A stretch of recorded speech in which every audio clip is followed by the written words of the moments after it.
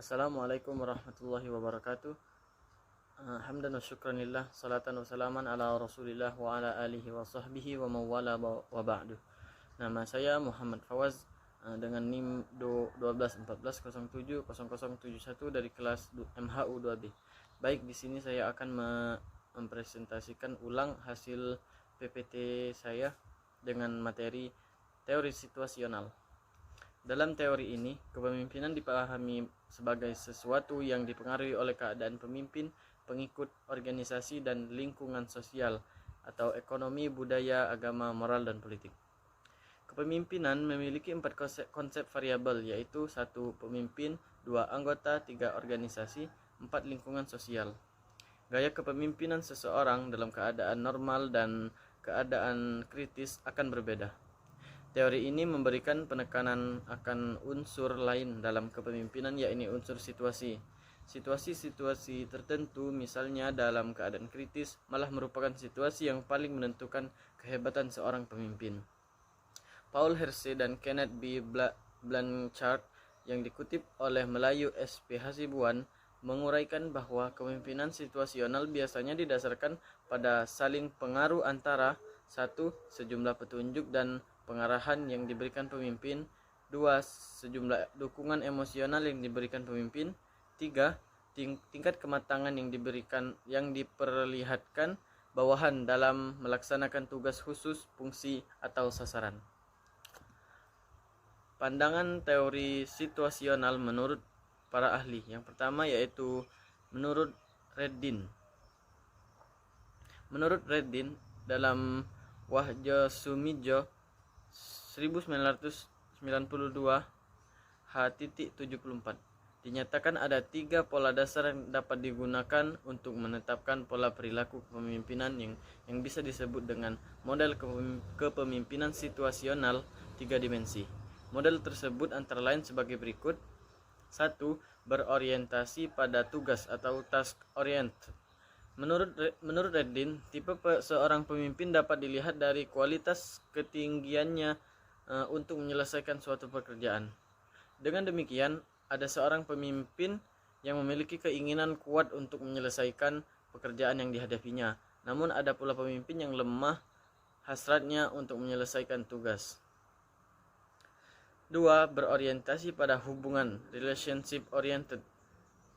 Reddin juga berpendapat bahwa tipe pemimpin yang dilihat juga dari kualitas perhatiannya terhadap hubungan dengan orang lain, baik dalam hubungan dengan atasannya, dengan kolega yang setingkat, terutama dengan bawahannya.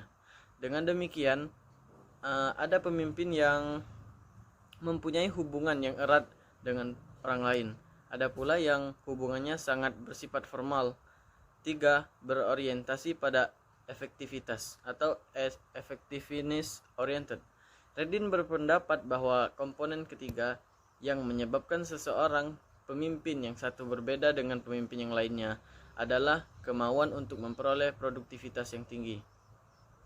Dengan demikian, ada seorang pemimpin yang efektif sekali, ada pula pemimpin yang kurang efektif, dan ada pula pemimpin yang tidak efektif sama sekali.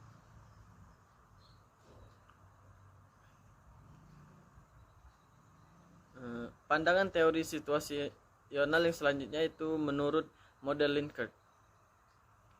Menurut Rennis Likert, dalam Mustiningsih 2013 ada 4 sistem kepemimpinan yang dikembangkan sebagai berikut.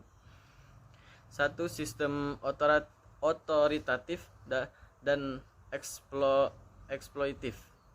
Pemimpin membuat semua keputusan yang berhubungan dengan kerja dan pemerintah para bawahan untuk melaksanakannya. Standar dan metode pelaksanaan juga secara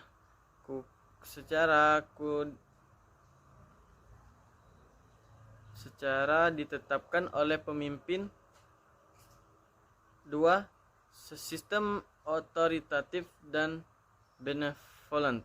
Pemimpin tetap menentukan perintah-perintah, tapi memberikan bawahan kebebasan untuk memberikan komentar terhadap perintah-perintah tersebut. Bawahan juga diberi berbagai fleksibilitas untuk melaksanakan tugas-tugas mereka dalam batas-batas dan prosedur-prosedur yang telah ditetapkan. 3. Sistem konsultatif. Pemimpin menetapkan tujuan-tujuan dan memberikan perintah-perintah setelah hal-hal itu didiskusikan dahulu dengan bawahan. Bawahan dapat membuat keputusan-keputusan mereka sendiri tentang cara pelaksanaan tugas. Penghargaan lebih digunakan untuk memotivasi bawahan daripada ancaman hukuman. Yang terakhir, sistem partisipatif adalah sistem yang paling ideal menurut Likert tentang cara bagaimana berorganisasi seharusnya berjalan. Tujuan-tujuan ditetapkan dan keputusan-keputusan kerja dibuat oleh kelompok. Bila manajer secara formal yang membuat keputusan, mereka melakukan setelah mempertimbangkan saran dan pendapat dari anggota kelompok. Untuk memotivasi bawahan, manajer juga tidak hanya mempergunakan penghargaan ekonomi, tetapi juga mencoba memberikan kepada bawahan perasaan yang dibutuhkan dan penting. Yang selanjutnya, pandangan teori situasional model Fromm-Yetton. Normatif teori dari Fromm dan Yetton dibagi menjadi 5, yaitu 1. AI atau autocratic. Leader solves problem or makes decision unilaterally using available information. Membuat keputusan dengan menggunakan informasi yang saat ini terdapat pada pemimpin. Membuat keputusan dengan menggunakan. Yang kedua, autocratic. Leader obtain necessary information from subordinates but then makes the decision unilaterally. Membuat keputusan dengan menggunakan informasi yang terdapat seluruh anggota kelompok tanpa terlebih dahulu menginformasikan tujuan dari penyampaian informasi yang mereka berikan. 3. Konsultatif. Leader shares the problem with subordinates individually but then makes decision unilaterally. Berbagi akan masalah yang ada dengan individu yang relevan, mengetahui ide-ide dan saran mereka ke dalam kelompok, lalu membuat keputusan. 4. Konsultatif. C2. Leader shares problem with subordinates in group meeting, but then makes decision unilaterally. Berbagi akan masalah dengan kelompok, mendapatkan ide-ide dan saran mereka, dan diskusi kelompok berlangsung dan membuat keputusan. 5. G2 atau group decision. Leader shares the problem with subordinates in a group meeting. Decision in reaches through discussion to consensus. Berbagai masalah yang ada dengan kelompok mengepalai diskusi kelompok serta menerima dan menerapkan keputusan apapun yang dibuat oleh kelompok. Pandangan selanjutnya, pandangan teori situasional model Pat-Gold-House. Menurut Pat-Gold, teori dampak perilaku pemimpin terhadap anggota, baik motivasi, kepuasan, dan kinerja dipengaruhi oleh faktor-faktor situasi. Dalam menerapkan perilaku kepemimpinan untuk mencapai tujuan akhir organisasi, ada beberapa faktor moderator yang mempengaruhi dan menjadi jalur untuk mencapai tujuan akhir, baik yang berasal dari memperhatikan tujuan anggota organisasi dan situasi lingkungan kerja. Menurut teori Pat-Gold ada 4 gaya kepemimpinan. 1. Kepemimpinan memberi petunjuk atau arahan. Pemimpin memberi petunjuk atau menjelaskan tujuan dan memberikan aturan-aturan dan peraturan khusus untuk pembimbing bawahan untuk mencapai tujuan itu. 2. Kepemimpinan yang mendukung Pemimpin yang menampilkan kepedulian pada bawahan termasuk bersifat ramah kepada bawahan dan peka terhadap kebutuhan mereka. 3. Kepemimpinan berorientasi prestasi. Pemimpin menekan pada pencapaian tugas-tugas sulit dan pentingnya performa yang baik dan secara bersama menampilkan keyakinan bahwa bawahan akan berkinerja dengan baik. 4. Kepemimpinan partisipatif.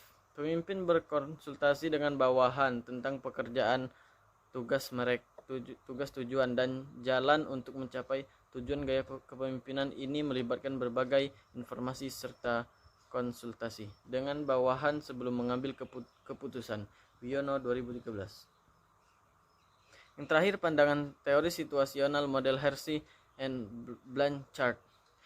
Dengan mempertimbangkan dua orientasi perilaku kepemimpinan, Hersey dan Blanchard dalam Wiono 2013 mengembangkan teori kepemimpinan situasional. Kondisi anggota organisasi dapat diklasifikasikan menjadi 4, yaitu rendah motivasi dan kemampuan, tinggi motivasi dan rendah kemampuan, tinggi kemampuan dan rendah motivasi, serta tinggi kemampuan dan tinggi motivasi. Untuk itu ada 4 gaya yang dapat diterapkan sesuai dengan kondisi bawahan, yaitu 1. Gaya kepemimpinan directing adalah gaya kepemimpinan yang berorientasi tinggi terhadap tugas dan rendah terhadap hubungan manusia. 2. Gaya kepemimpinan konsultasi atau coaching adalah gaya kepemimpinan yang berorientasi tinggi terhadap tugas dan tinggi terhadap hubungan manusia. 3. Gaya kepemimpinan partisipasi supporting adalah gaya kepemimpinan yang berorientasi rendah terhadap tugas dan tinggi terhadap hubungan manusia. 4. Gaya kepemimpinan delegatif atau delegating adalah gaya kepemimpinan yang berorientasi rendah terhadap tugas dan rendah terhadap hubungan manusia. Mungkin cukup sekian yang dapat saya presentasikan. Mohon maaf bila ada salah, dan kepada Allah saya mohon ampun. Assalamualaikum warahmatullahi wabarakatuh.